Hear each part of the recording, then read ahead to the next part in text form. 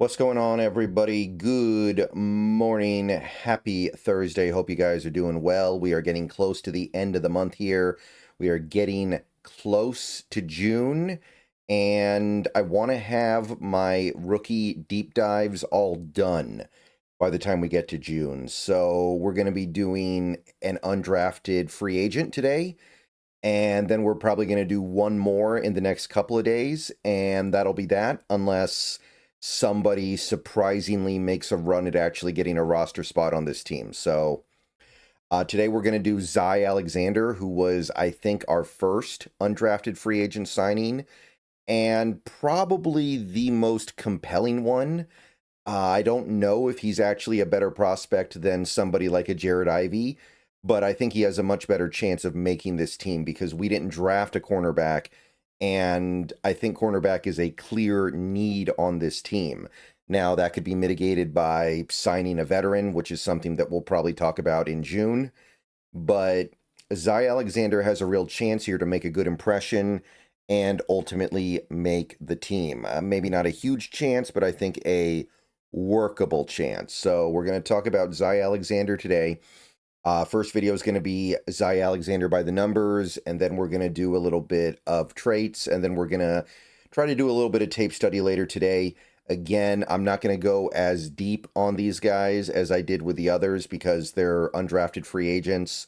At the end of the day, the expectations are basically on the floor for these guys. Let's be real here. So if they make the team, they're already exceeding expectations. But I'm going to take a look at Zy Alexander's career. Not the whole career, though.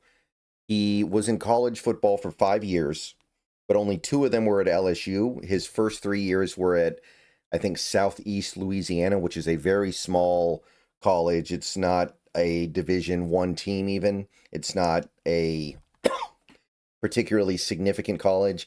And since I'm trying to abbreviate this stuff anyway, I just figured let's just focus on the LSU stuff. It's the last 2 years anyway. It's the stuff we really care about. So I skipped over his first 3 years.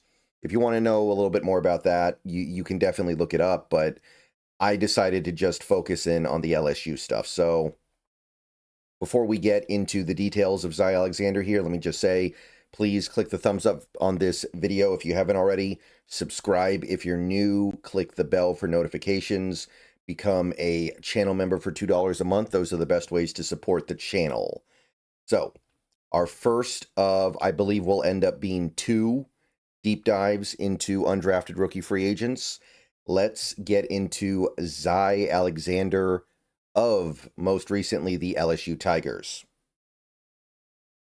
Like I said, cornerback, 23 years old, will be 23 when the season starts.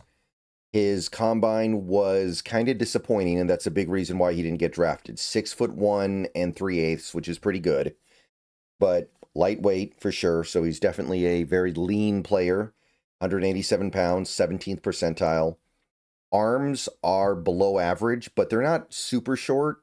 I think this is manageable. 31-inch arms, I think you can get away with that. I'd prefer longer, of course, but 31-inch arms, I think you can live with that. 9 1/4-inch hands, so about average hands. And his drills were kind of a letdown. 4.56 40, below average by a pretty good amount.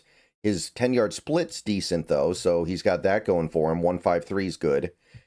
But the vert was very low, one of the lower corner verts of this year.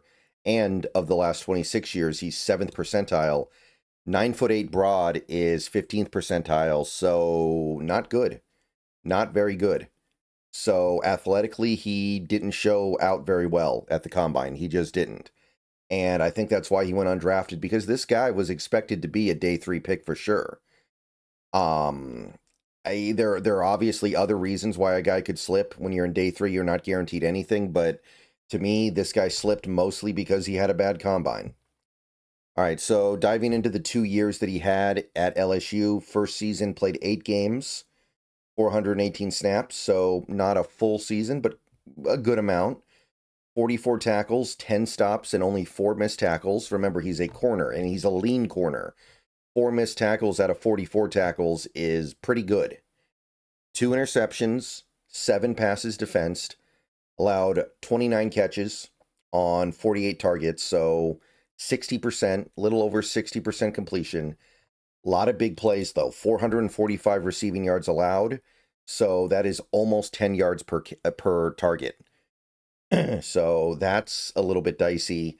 And only 112 of it was yak, so a lot of it was air yards. So he was getting attacked down the field a little bit. And I'd say that first year it was a legitimate problem. 3 touchdowns allowed, so not terrible. 94.5 rating allowed, which, given the fact that he had 2 interceptions, is actually kind of disappointing and highlights how many big plays he let up. Only 1 penalty, though, and we'll get into that a little later, but the penalty stuff is clean. 246 coverage snaps, 170 run defense snaps, only 2 pass rush snaps, so one of the 2 mostly, and almost all of his snaps were at outside corner, 341 total. When he wasn't playing outside corner, he was mostly in the box. He did a little bit of slot work, a little bit of free safety work, but not a lot. Lined up in the box a handful of times a game on average, and that's about it. Graded out about average, little above coverage metrics, held him back. Run defense grade, very good, though. Tackling grade, also very good, so he can bring a man down. And that skill persisted into 2024. 11 games, so he played most of the season. 578 snaps, so basically a full year. Only 33 tackles, although I don't think that's a bad thing, and we'll get to why in a second here. 3 tackles for loss, including a sack, so he gets a little involved in that area. 15 stops, so almost half of his tackles are good tackles, and only 1 missed tackle. So this guy is a Venus flytrap with the tackling, man. We've got 2 years, about 1,000 snaps, and only 5 total missed tackles, and only 1 of them in his last 600 snaps almost.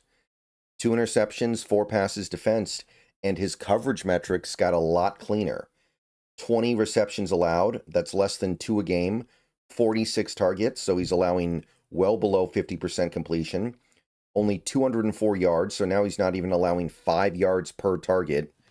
77 yak allowed, so again, it's mostly air yards, but point I'm making is that look at the switch up here. 2 touchdowns allowed, 53.2 rating allowed, 0 penalties committed. So it's not like he's committing a bunch of PIs that keep him from giving up yards, technically. No, he is not committing penalties at all. 305 coverage snaps, 269 run defense snaps, 4 pass rush snaps. So, again, splitting it pretty evenly there. 500 of his snaps at outside corner. Plays a little bit in the slot, like 3 snaps a game. 3 to 4 snaps a game as a box, like a extra linebacker, or however you want to qualify it. A little bit at free. 1 snap as a defensive lineman. And he grades out great. 81.2. Coverage grade's great. Run defense grade is pretty good. Tackling grade's fantastic. So he's coming along. He's got something cooking here. It was a good year, and I thought it would get him drafted. Didn't happen. I think, again, just because of that combine.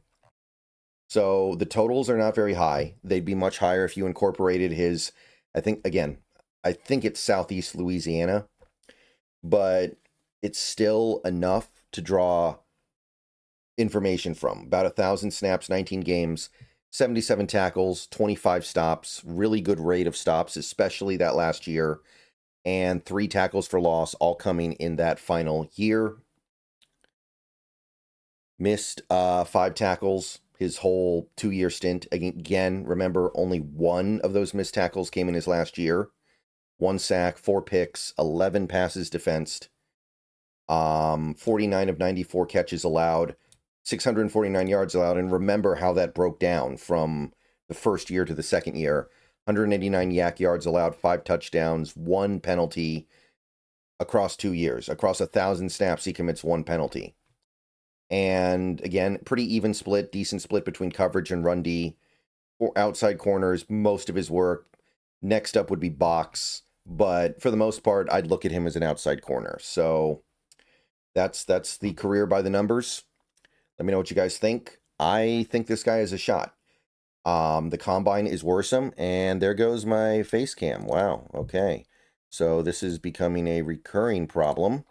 Luckily, I can fix it very easily. And the video is almost over anyway. So let me know what you guys think of Zy Alexander. I think that he has some potential to at least make an NFL roster.